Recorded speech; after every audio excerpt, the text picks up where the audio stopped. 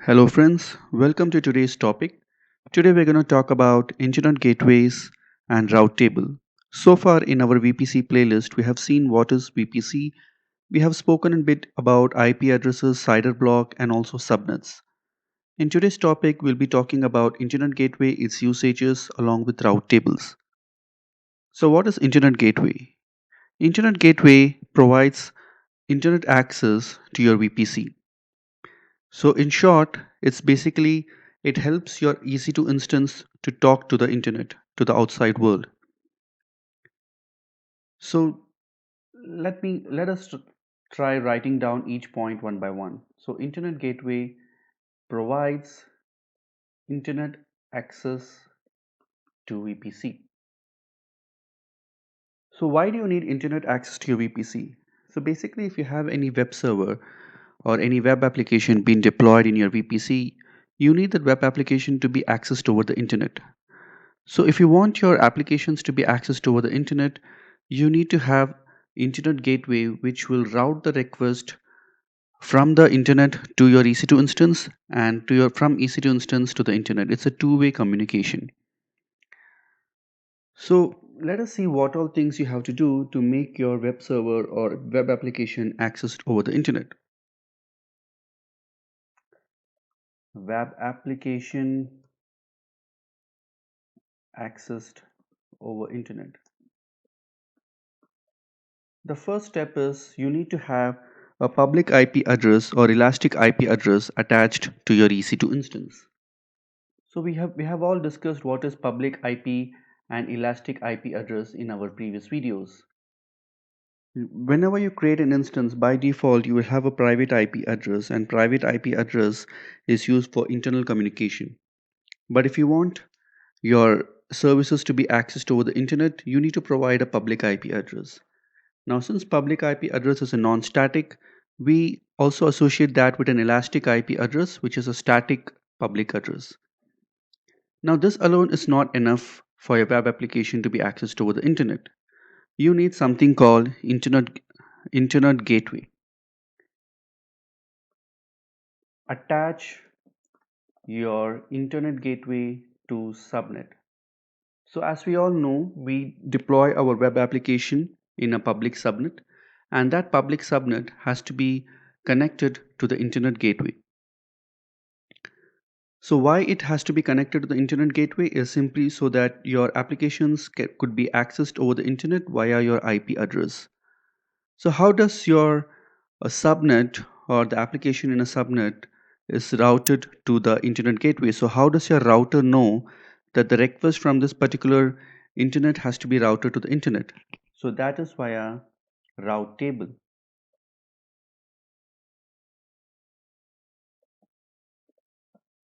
So route table has a certain set of keys or values which decides how the request has to be directed within the VPC.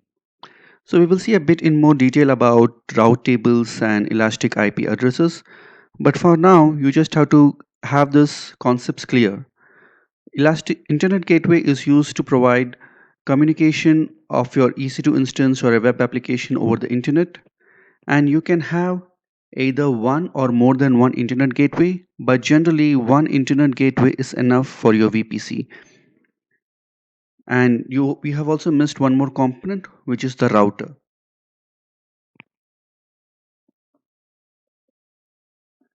So router is a device which will route the request based on the entries in the route table.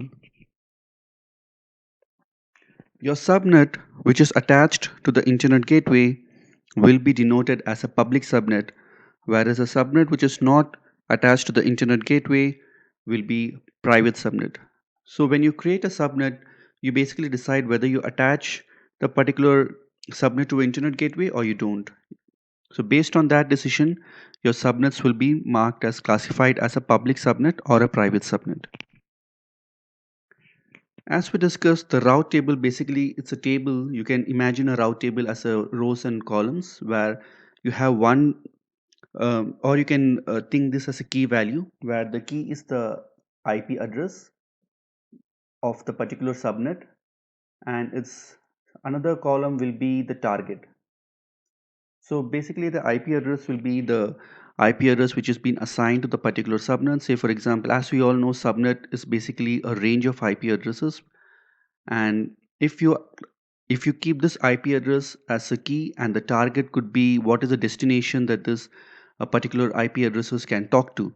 So if I say something like 10.0.0.0/16, so this IP address which is associated to this particular subnet can talk to internet gateway, or it can talk to VPC peering. So it can we can use this route table for any purposes.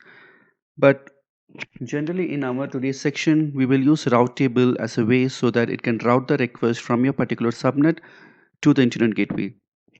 So this particular IP address is the IP address of your public subnet, and the target is internet gateway. By default, when you create a route table, or by default when you create a VPC, it will come up with the main route table, which is the default route table. So the default value of any route table is it will have the IP address of the VPC, and the target will be local. So by default, all the subnets will be a private subnet. But if you want to make your subnet as a public subnet, then you have to connect it to the internet gateway. Now, enough of theory. Now, let us explain this, or let us see the same concept in a diagram. Let us say I have a VPC, and the IP address of the VPC is 10.0.0./16.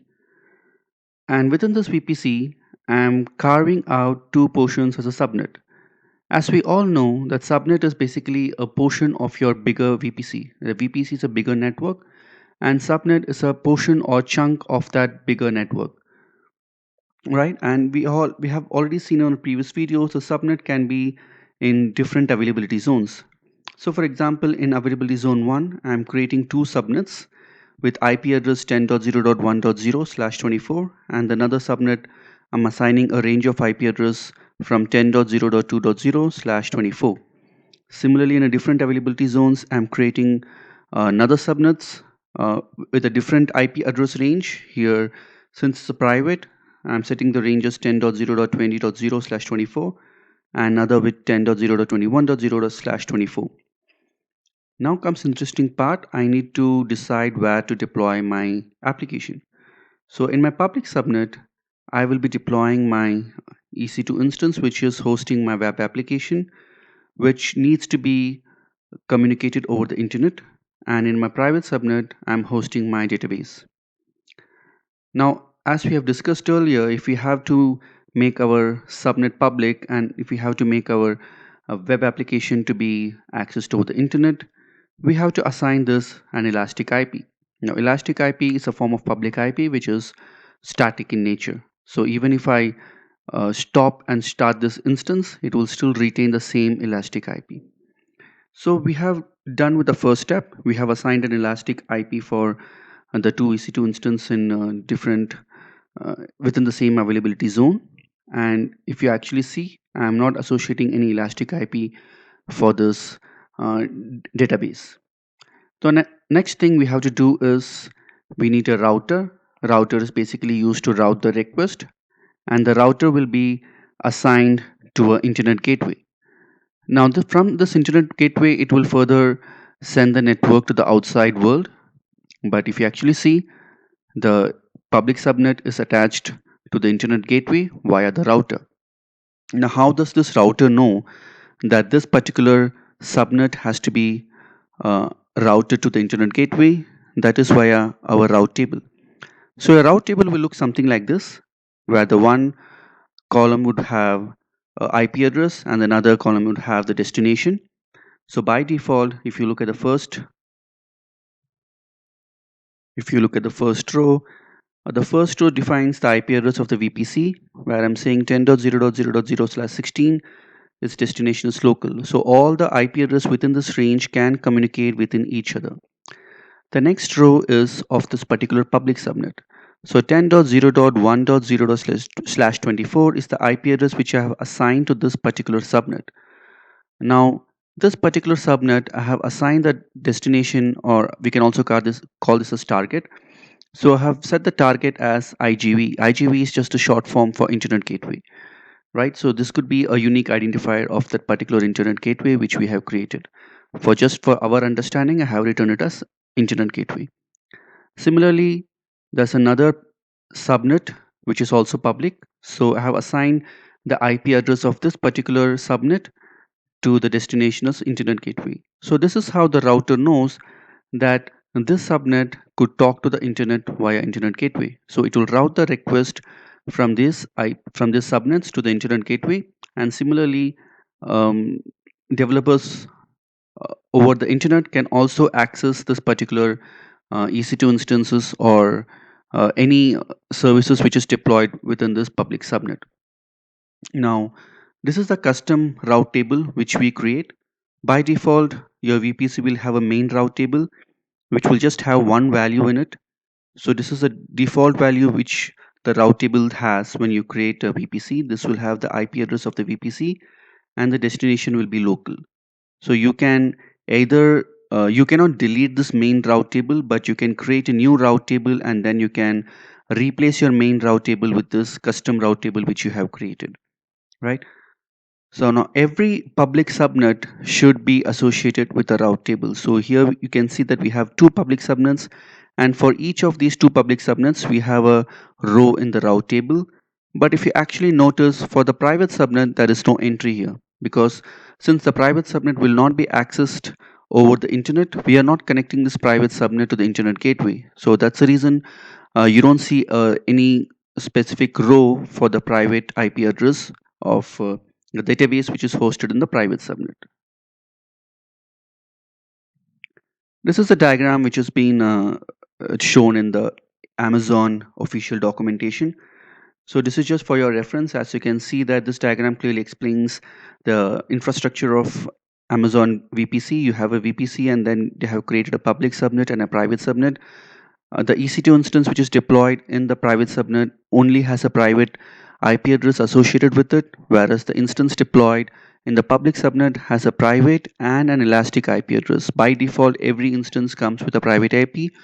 You can associate an elastic IP address and you can associate with that EC2 instance. You have to create an elastic IP address separately and then you associate that IP address with this EC2 instance. Once you do this, this is the first step. And next, in the route table, you create an entry where you assign the IP address of the public subnet to the Internet Gateway ID. So this is how your router knows that any request from the EC2 instance should be routed to the Internet Gateway here. And from Internet Gateway, it is accessible over the Internet. Now there are two route tables. One is the main route table. Here you can see a default value, the IP address of the VPC, and the target is local. And whereas you can see the global IP address which is connected to the uh, virtual private gateway. We will see what is this in the next video. And this is a custom route table which was created. Here we are adding a additional entry which is the IP address of the subnet, and we are associating that with the internet gateway. Now that we are little clear about the concepts, let us see some more theory. Let us revise what we have seen till now. So internet gateway is a component which helps you communicate between the instances and the internet by providing target in the route table, which provides, basically it means it providing the internet access to your VPC. You can just imagine internet gateway as an internet service provider for your VPC. It's easy to remember that. Next point, instance that needs to have internet access must have a public IP address. I think we have discussed this in the first point. If you want your instances to be accessed over the internet, the first step is you have to provide a public IP or an elastic IP and then associate that particular subnet to a internet gateway via the route table. So that's what is the third point. The route table of the subnet in which the instance is present must point to the internet gateway. The subnet which is attached to the internet gateway is called public subnet, and the subnet which is not attached to the internet gateway is a private subnet. Next, what is a route table? A route table, as we have discussed, it is basically a set of rows and values, or you can also call it a set of rules that is used to determine whether the network traffic where the network traffic has to be directed in and out of VPC. So that's what we've seen, right? So in your route table, if you associate a particular IP address, a range of IP address to internet gateway, so the network traffic can go in and out of the VPC. If you assign it the target as local, then it can only access within the VPC. It is used for um, intra communication. Route table specifies the IP address and target. So target basically decides where to send the traffic. If the target is internet gateway, it will send the traffic to internet gateway. If the target is local, then you can the traffic will be directed within the VPC. So the target can either be internet gateway, it could be an NAT gateway, it could be a virtual private gateway, or this is also used for peering connection. So what is peering connection? It is used for VPC to VPC communication. These are some of the other interesting points, like each subnet. So this is like a one-to-many relationship where each subnet is associated with a route table, but a route table can be associated with a multiple subnets. Like you can have one route table with multiple IP address of different subnets associated with it. This is like a one-to-many relationship, one route table associated with many subnets. Your VPC comes with implicit router. So we have seen this earlier. By default, your VPC comes with a main route table where it only provides the IP address of the VPC and the target will be local. But you can also create multiple route tables. You can create your own route table known as custom route table and attach it to your subnet externally. You cannot delete your main route table, but we can replace it with custom table. That's right. So by default, your VPC comes with a main route table, but you can create your own custom route table and you can make the main route table obsolete and you can replace it with your custom table. So that's it, guys. In today's video, we have seen in detail about internet gateway, route table, and how these two um, help your web server to communicate over the internet.